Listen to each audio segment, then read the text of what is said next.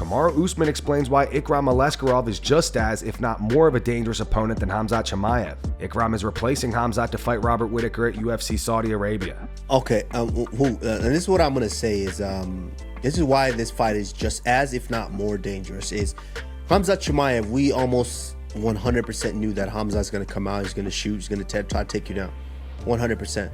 Khamzat can stand with you, great striking as well, but Khamzat almost 100% was going to take you down, or attempt at least to try to take you down. But now you got a guy like Ikram, who, Henry, if you don't know that much about Ikram is very, very, very good. He's the guy that was signed, I believe, less than maybe a year and some change ago, and has finished every opponent, I believe, almost every opponent. I think he has maybe one decision in the UFC. But look at that, knockout. Is that submission? And one decision since being in the UFC. I mean, Ikram is not playing. He came in here and he's made the best of it, and now he gets an opportunity like that. And it's a guy that I actually do know, because back in the day, training for RDA, training for my title fight with Tyron Woodley, Ikram was a guy that was able to come in and spar with me and help me get prepared for that. So I know him well. And this dude ain't no joke. My man can go, because when these guys were rotating on me, he did not, I mean, he probably took it a little easy, but they was putting it on me. So I know that this is a guy that can go, and I think because he's relatively unknown, that's what makes him a little bit more dangerous, because Robert Whittaker knew what to expect and what to train for fighting a guy like Khamzat Chimaev. So I'm excited. I think this is a great main event. Saudi Arabia is still lucked up. They got someone else to step in there. And first of all, and another thing, shout out to Robert Whittaker for taking the fight. You know, hopefully you got a little something, a little grease on them elbows just for still sticking with it. But yeah, you've done the training camp. You're prepared to go, and they offered you a new opponent. And this is what it be. This is what it means to be a BMF, to be a champion, to be the top dog. You got to be ready for all comers at all time. And Robert Whittaker answered the call. Alex Pereira weighs 103 kg, or 227 pounds at the moment. He's scheduled to fight Yuri Prochazka at UFC 303 in just under 2 weeks.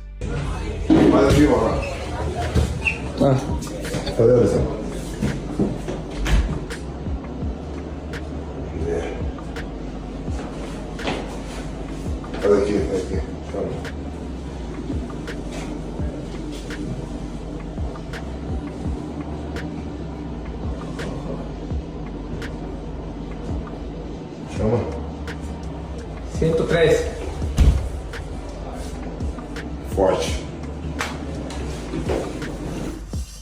Daniel Cormier believes with the major changes made to UFC 303, we're actually getting better fighters in their careers than Conor McGregor and Michael Chandler. But that's the sport we play. It's fighting. People get hurt, but sometimes what we get after is just as good.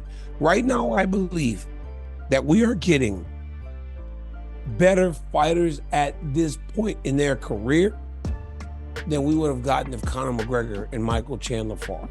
Because Conor McGregor hasn't fought to that level for a while he's still good. Because I've made a point, I told this to Ben yesterday, I go, he lost to Khabib and Dustin Poirier twice. Chandler lost to Oliveira, Gaethje, and Poirier. They're losing to the best in the world. But Alex Pereira's losing to nobody. Right? He only lost to Izzy in his UFC career. So you're getting the best fighters still fighting at the top of the game at UFC 303, and I think it's going to be an amazing fight card. It's hard to do what the UFC did when things go this wrong. Because trust me, it was wrong. It went wrong. There would have been a lot of pissed off people, rightfully so, if they didn't try to replace it with something that mattered. And this fight card matters. It ain't Conor, but it's about as good as it gets. And we know that when Alex Pereira steps in the octagon, it's always going to be fun and explosive, win or lose. Because even in the Izzy fight, when he lost, it was a fun fight. And if you know Yuri Prochazka, he's a savage. This fight card is going to be sick. And I can't wait to get to Las Vegas for it. Israel Adesanya versus Dricus du Plessis is booked for UFC 305. Izzy posted this to his Instagram. It says, never stole shine, never lost mine. UFC 305 du Plessis versus Adesanya, August 17th. And Dricus reposted this to his Instagram. It says, man is getting folded like a lawn chair. Let's go. Khamzat Chimaev broke his silence on pulling out of UFC Saudi Arabia.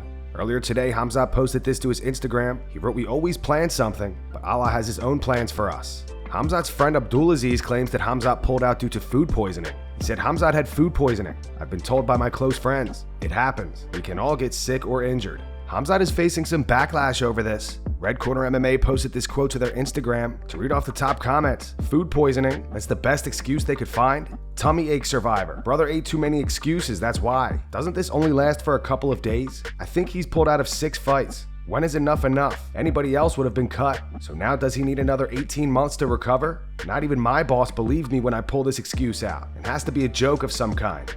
As you guys know, Robert Whittaker is now fighting Ikram Aliskerov at UFC Saudi Arabia. Rob says that he hasn't even heard of him before. Speaking to New York Post Sports, Rob said I had a pretty Chimaev-ready game plan. Chimaev's a pretty unique fighter and fights a unique way. So I had a game plan I'd worked for months leading into that. But Ikram brings a different threat to the table. I hadn't heard of him or seen him fight before that. Sometimes you've got to just take things as they come. I have full faith in my skill set and my ability. He's alright. I've watched some tape. There's not a lot of tape out there on him. There's not too much, to be honest. My skill set adapts pretty well to a lot of different fighters. I jumped into the gym that day and worked on different angles and things that I could work on. More or less just strengthen my own skill set, keep sharpening my own weapons. My game plan for Chimaev was similar as well. Throw out my game plan and dictate the pace and control the fight in a way that they have to worry about what I'm going to bring to the table. This is what I do for a living. This is the upshot. I get to do what I'm good at and earn a decent living off of it. I get to put food on the table for my family. That's the upshot. This is what I was born to do, and I'm going to do it. I've got to win this, and then we'll worry about everything after.